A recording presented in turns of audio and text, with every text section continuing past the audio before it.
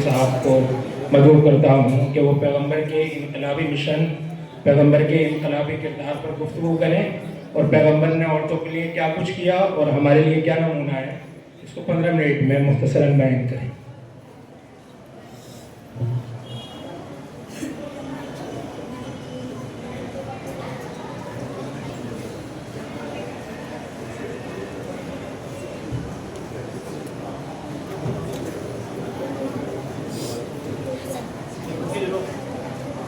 दूर से मजदूरी कराई जाती थी और उसे मजदूरी नहीं दी जाती थी। हमारे आका ने फरमाया आतुल आती अजीरा अजरुहु क़ब्ल अन युफ़्फ़अ, मजदूर को मजदूरी उसका पसीना सूखने से पहले दे। एक मजदूर मजदूरी करता है, मेहनत करता है, जैसी उसे उसकी मजदूरी मिलती है उसकी तमाम थकन दूर हो जाती है। एक सहाबी से हुजूर सल्लल्लाहु अलैहि वसल्लम ने मुसाफा किया, देखा हाथ में कुछ सख्त की है, ठेठे पड़ी हुई हैं। इससे पहले जब आपने मुसाफा किया था तो उनका हाथ बहुत नर्म था। आपने फरमाया ये क्या हुआ? उन्होंने कहा कि जब से मैंने आपके ज़ुबान मुबारक से सुना है कि अल्लाह ताला को अपने हाथ की मजदूरी बहुत पसंद है, जंगल जाता हूँ, लकड़ियाँ काट के लेकर आता हूँ, उन्हें बेचता हूँ, उसकी वजह से मेरे हाथ में ये ठेठे पड़ गई हैं।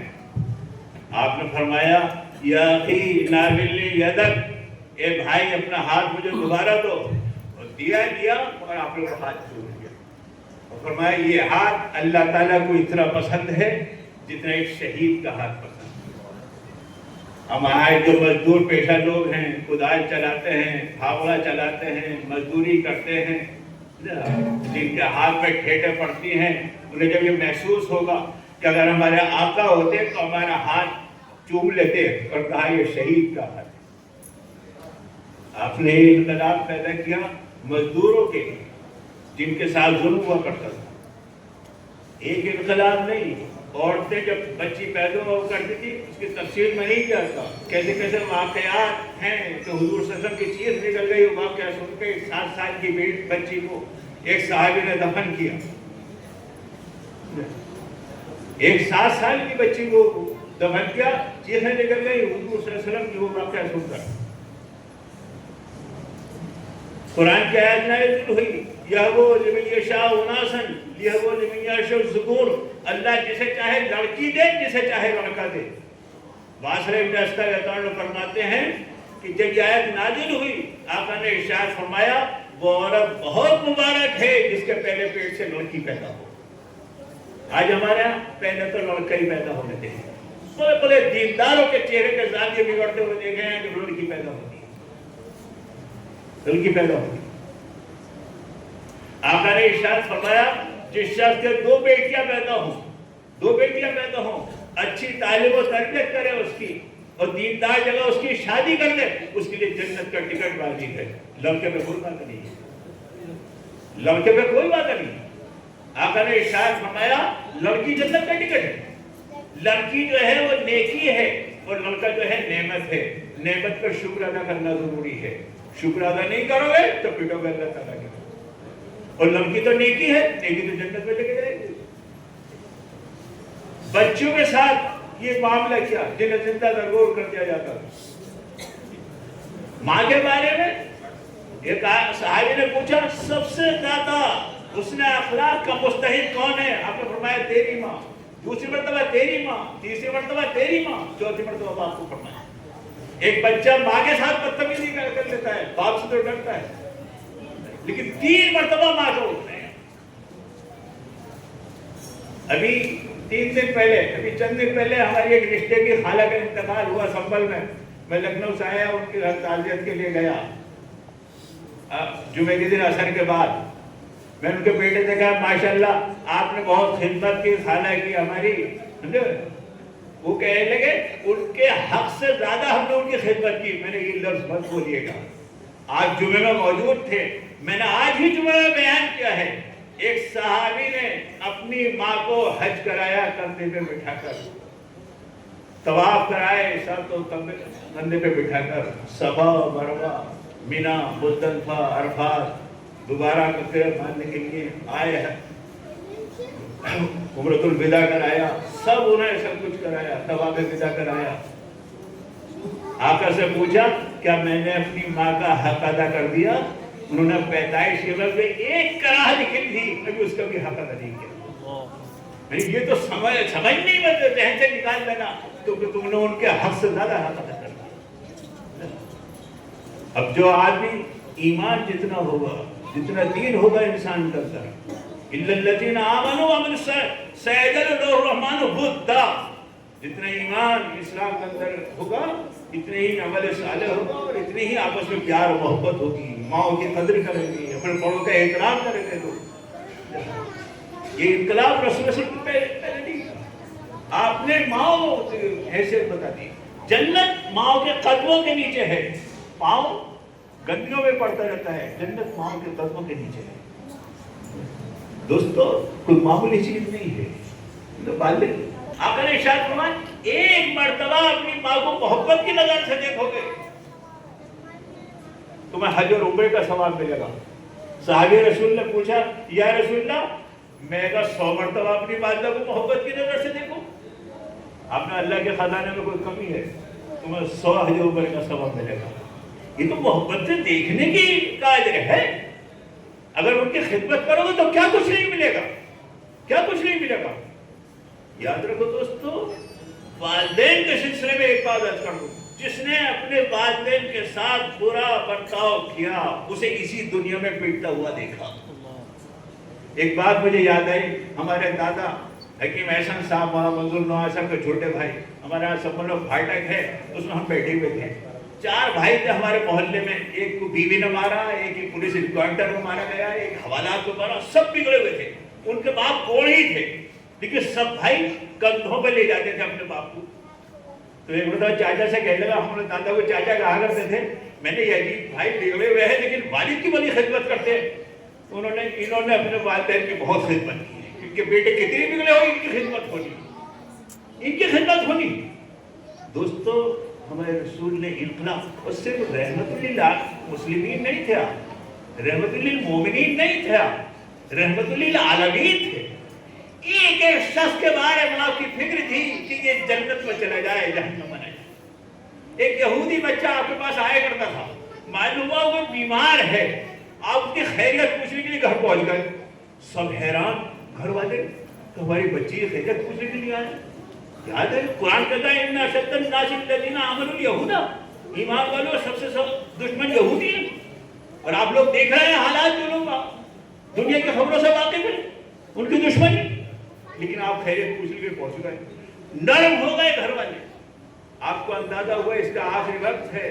آپ نے بیٹا کیا وقت نہیں آئے ہے، تم کلمہ لا الہ الا اللہ کا اقرار کر لو. بچے نے سماجی انداز سے باپ کی طرف، بیٹا جو یہ کہہ رہے ہو پڑھ. پگھل گیا باپ کہ میری بچی خیریت پوچھنے کے لیے آئے ہیں.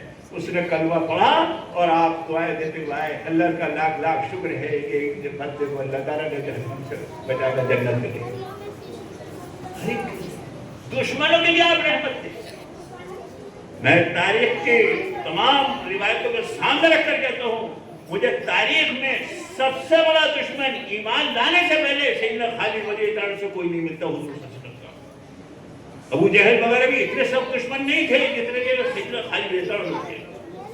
آپ لوگوں نے سنا ہوگا صلح حدیبیہ کے موقع پر، صلح حدیبیہ کا معاہدہ ہوا کہ 3 دن آئندہ سال آ سکتے ہیں آپ عمرہ کرنے کے لیے، آئندہ سال آپ 3 دن آ سکتے ہیں عمرہ کرنے کے لیے. آئندہ سال حضرت خالد رضی اللہ عنہ بگڑ گئے کہ انہیں آنے کی اجازت کس نے دی؟ آنے کی اجازت کس نے دی؟ مجھ سے یہ نہیں ہوگا کہ میرے سامنے محمد پڑھے اور میں ان کی گردن صاف نہیں کروں. مجھ سے یہ نہیں ہوگا، اس لیے میں 3 دن مکے سے باہر چلا جاتا. آپ کو معلوم ہے یہ علماء موجود ہیں، عربوں میں روایت تھا کوئی غلام بھی اگر کسی کو پناہ دے دیا کرتا تھا تو بڑے سردار مانا کرتے تھے. یا تو سرداروں نے معاہدہ کہتا حضور سے سکتے، لیکن خالی طور کہتے میرے سامنے پڑے تو میں نہیں چھوڑوں گا، اس لیے 3 دن میں مکے سے باہر چلے جاتا. حضور صلی اللہ علیہ وسلم جب عمرہ کرنے کے لیے گئے، حضرت خالد رضی اللہ عنہ کے ایک بھائی ملاقات کرنے کے لیے آئے. آپ نے پہلا جملہ ان سے کہا، اے خالد، خالد کہاں ہے؟ صفائی کا زمانہ تھا، मुनाफिकत थी नहीं। उन्होंने उसे तो इतनी दुश्मनी है आपसे, इतना गुस्सा है, उसने कहा मेरे सामने पड़ेंगे मैं तो नहीं छोड़ूंगा, इसलिए 3 दिन को मैं ही मक्के से बाहर चले जाता हूँ। आका ने क्या फरमाया? इतनी दुश्मनी के बावजूद आपने क्या फरमाया? लिल्लाहि दुर्रा खालिद। खालिद तो बहुत समझदार आदमी, खालिद तो बहुत समझदार आदमी। खालिद की इतनी बात समझ में आई कि मैं अल्लाह का रसूल हूं। और सुनो, जब खालिद आ जाए तो खालिद तक हमारा एक पैगाम पहुंचा देना, खालिद हमारे साथ आएंगे तो अगली सफों में रहेंगे, पिछली सफों में रहेंगे। खालिद पिछली सफों के आदमी नहीं है। ये बीट टाइप का हुजूर सल्लल्लाहु अलैहि वसल्लम चले गए मदीना मुनव्वरा। 3 दिन बाद खालिद रज़ियल्लाहु आए, भाई उनके कहने लगे आपको पूछ रहे थे, उन्होंने मेरे खिलाफ क्या क्या भड़ास निकाली, क्या कहा तेरे बारे में? खालिद तो बड़े समझदार आदमी है, खालिद की इतनी बात समझ में नहीं आती। और सुनो, खालिद अगर हमारे साथ आएंगे हम उनके अगली सफर में रहेंगे, पिछली सफर। मेरे बारे में ही कहा। सैयदना खालिद उठे, तलवार ली, घोड़ा लिया और पहाड़ी पे चल गए। अरब में एक रिवाज था ज़माने जाहिलियत से, कोई अहम बात बतानी होती थी, लोग जमा करना होता था, तो बिल्कुल सदर नंगा होकर इंसान पहाड़ों पे चढ़ जाया करता था और आवाज लगाया करता था, अनन नज़ीरुल उरियान, अनन नज़ीरुल उरियान, अनन नज़ीरुल उरियान, मैं हूँ नंगे डराने वाला। तमाम मक्के के लोग जमा हो जाया करते थे। हुजूर सल्लल्लाहु अलैहि वसल्लम ने एक मरतबा आवाज लगाई, लेकिन आपने कपड़े नहीं उतारे। खाली आवाज लगाई, आवाज वही लगाई जाती थी, लेकिन लोगों ने कपड़े नहीं उतारे। तमाम पक्के वाले जमा हो गए। खालिद का सुनो पक्के वालों, उससे पहले वो लोग हिजरत क्या करते थे, वो छुप छुपा कर क्या करते थे। आज खालिद चाह रहा है मोहम्मद के हाथ में अपना हाथ देने के लिए, जिस माई के लाल की हिम्मत हो रास्ता रोक लेना, ऐसे नहीं जाऊंगा जाऊंगा, जिस माई के लाल की मेरा रास्ता रोक। 10-15 सहाबा और दब्बों किस्म के थे, वो भी उनके साथ मिलकर इस तरह खालिद गए। जुमलों में इनकलाब लेकर आए, दोस्तों जुमलों में इनकलाब। रसूल सल्लल्लाहु अलैहि वसल्लम हिजरत कर रहे हैं, एक दो है, एक सफर हिजरत है, एक दूसरा हिजरत है। मुफस्सिरीन ने लिखा है दूसरा हिजरत का मामला है। रास्ते में गए, कुछ कौमों को दावत देने लगे, उन्होंने साहब हमें यहाँ पहाड़ी पे कुछ डाकू लोग रहते हैं, उनसे अगर आप निजात दिला दें तो हाँ आपके साथ आ जाएंगे। आपने मुझे नहीं चलो। उन डाकू के पास पहुंचे, सरदार से पहुंचे, माँ इसमो कुमा, तुम्हारा नाम क्या है? मनहूमान, हम तो मनहूस कहे जाते हैं। आपने क्या फरमाया? बलगतुल मुकरमान, तुम तो बोले मुकर्रम हो, बड़ी हिम्मत है, हौसला है, तलवार चलाने का तुम्हारे पास फन है, हमारे साथ आ जाओ। तो तुम तो बोले मुकर्रम लोग। बोला सदकता, बोले मैं जिस अल्लाह ने मुझे आपके साथ भेजा मैंने कभी झूठ नहीं बोला, मैं कभी झूठ नहीं बोला। उन्होंने 100 आदमी लेकर वो आए, ईमान लेकर आए 100 आदमी। दोस्तों इनकलाब, आज हम मोहब्बत की चाशनी भूल गए, प्यार भूल गए। हमारे जितने गैर मुस्लिम हिंदुस्तानी हैं उनके लिए हमारे दिल हमदर्दी हो कि किसी तरह जन्नत में चले जाए। हमारे आगे की फिक्र कुरान ने बयान की है, ला लगा बाखिर नफ्स का अल्लाह यज़ूरु मोमिनीन, आप अपने आप को हलाक कर डालने की ईमान लाएंगे। क्या फिक्र थी कि जितने काफिर हैं सब में से जन्नत में चले जाएंगे, कोई हलाक कर दे। आखिरी बात मैं अर्ज करूंगा आपसे, आपके चचा का कातिल 12 टुकड़े करने वाला शख्स, उसके बारे में आपको ये मिले किसी तरह जन्नत में चले जाए, उस तक पैगाम पहुंचाया। उसने मैं यकीन नहीं करता, वो अपनी पगड़ी भेजे मुझे जब यकीन करूंगा। आका ने अपनी पगड़ी भेजी, पगड़ी भेजी जो बार याद रहे, जितने दूसरे सहाबा किराम इस्लाम के हक़ानियत पे ईमान लेता है, लेकिन हज़रत हमजा रहता वो सहाबी से भतीजे की मोहब्बत भी ईमान लेकर आए। शिकायत कर आए वो, वादी ने कहा आज अबू जहल ने बड़ा सख्त मामला क्या है आपके भतीजे के साथ, खून खोल दिया। बतास में अबू जहल बैठा है चंदों के साथ, ऐसा जाकर हाथ मारा तो उसके मुंह से खून निकल आया। कब ये वक्त आ गया मेरे भतीजे पर हाथ उड़ने लगा। और सुनो, अब आइंदा जब मोहम्मद के सामने आए सोच लेना हमजा सामने खड़ा होगा, कोई माई के दाद की हिम्मत हो तो मेरे भतीजे पर हाथ उठा के दिखाए। सिर्फ मोहब्बत भी बनी।